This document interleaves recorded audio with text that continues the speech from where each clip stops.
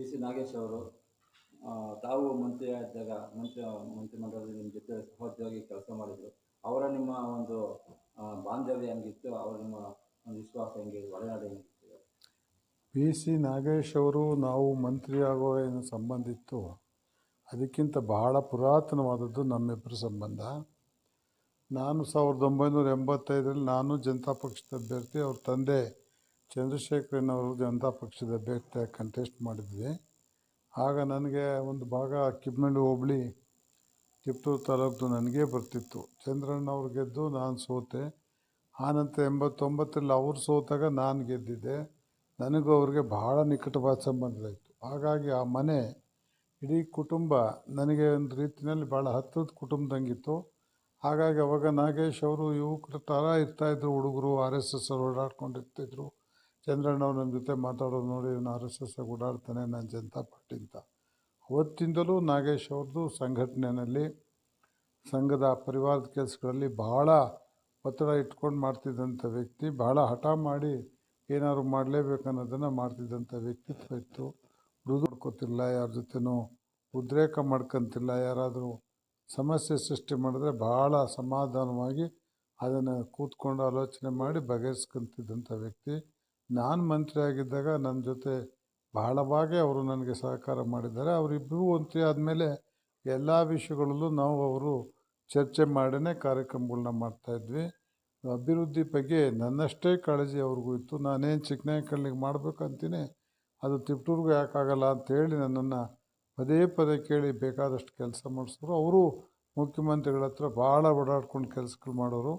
ಈ ಕಾಲದಲ್ಲಿ ನಾಗೇಶ್ ಹಂಗೆ ಕಚೇರಿಗಳಿಗೆ ಹೋಗಿ ಮಂತ್ರಿಗಳ ಹತ್ರಕ್ಕೆ ಹೋಗಿ ಕೆಲಸ ಮಾಡಿಸೋ ಶಾಸಕರು ಭಾಳ ಕಡಿಮೆ. ಸಂಘಟನೆ ವಿಷಯದಲ್ಲೂ ಅಷ್ಟೇ. ಅವರು ಯಾವುದೇ ಕಾರಣಕ್ಕೆ ಸಂಘಟನೆ ವಿಷಯ ಬಂದಾಗ ರಾಜಿ ಆಗ್ತಿರ್ಲಿಲ್ಲ. ಇತ್ತೀಚಿನ ದಿನಗಳಲ್ಲಿ ನಾವು ನೋಡ್ತಾ ಇದ್ದೀವಿ, ಎಲ್ಲ ಹೊಂದಾಣಿಕೆ ರಾಜಕಾರಣನ ಮಾಡಿಕೊಂಡು ಪಕ್ಷಗಳು ಸಂಘಟನೆಗಳು ನೆಲ ಕಚ್ಚುವಂಥ ಕಾಲದಲ್ಲಿ ನಾಗೇಶ್ ಅವರು ಕೂಡ ನಮ್ಮ ಹಾಗೆ ಭಾಳ ಸಂಘಟನೆ ವಿಷಯದಲ್ಲಿ, ಪಕ್ಷದ ವಿಷಯದಲ್ಲಿ ಹಠ ಮಾಡ್ತಿದ್ದವರು. ಯಾವತ್ತೂ ರಾಜಿ ಮಾಡಿಕೊಂಡಲ್ಲ. ಸ್ನೇಹಪರವಾದಂಥ ಜೀವಿ, ಎಲ್ಲರ ಜೊತೆ ಇದ್ರು. ನಮ್ಮ ಮತ್ತು ಅವರ ಮನೆ ಬಾಂಧವ್ಯ ಕೂಡ ಅಷ್ಟೇ ಚೆನ್ನಾಗಿತ್ತು. ಅವ್ರು ಹೋಗಿರೋದು ಇವತ್ತು ನನಗೆ ಭಾಳ ದುಃಖ ಕೊಡುತ್ತೆ. ಗೊತ್ತಿತ್ತು ನಮಗೆ ಅವರು ಭಾಳ ದಿವಸ ನಡೆಯೋದಿಲ್ಲ ಅವರ ಬದುಕು ಅಂತೇಳಿ. ಯಾಕೆಂದರೆ ಅವ್ರಿಗೆ ಮೊದಲನೇ ಸಲ ಕಾಯಿಲೆ ಆದಾಗಲೇ ನಾವು ಊಹೆ ಮಾಡಿದ್ವಿ. ಆದರೂ 2 ವರ್ಷ ತಳ್ಳಿದ್ರು. ಇನ್ನೂ ಕೆಲವು ದಿವಸ ಇರ್ತಾರೆ ಅಂತೇಳಿ ನಾವು ಅಂದ್ಕೊಂಡಿದ್ವಿ. ಇತ್ತೀಚೆಗೆ ಭಾಳ ಲವಲವಿಕೆಯಾಗಿರ್ತಿದ್ರು.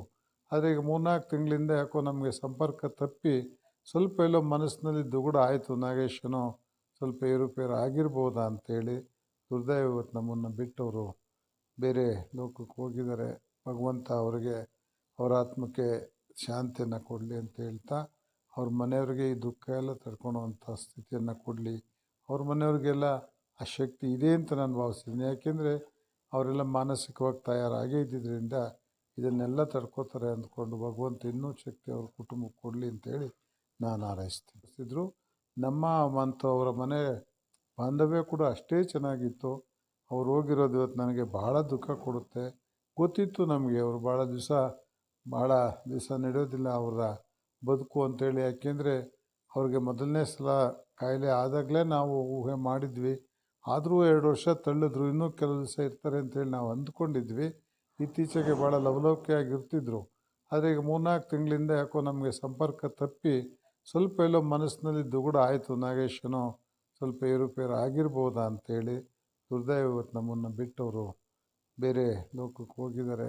ಭಗವಂತ ಅವರಿಗೆ, ಅವರ ಆತ್ಮಕ್ಕೆ ಶಾಂತಿಯನ್ನು ಕೊಡಲಿ ಅಂತ ಹೇಳ್ತಾ, ಅವ್ರ ಮನೆಯವ್ರಿಗೆ ಈ ದುಃಖ ಎಲ್ಲ ತಡ್ಕೊಳೋವಂಥ ಸ್ಥಿತಿಯನ್ನು ಕೊಡಲಿ.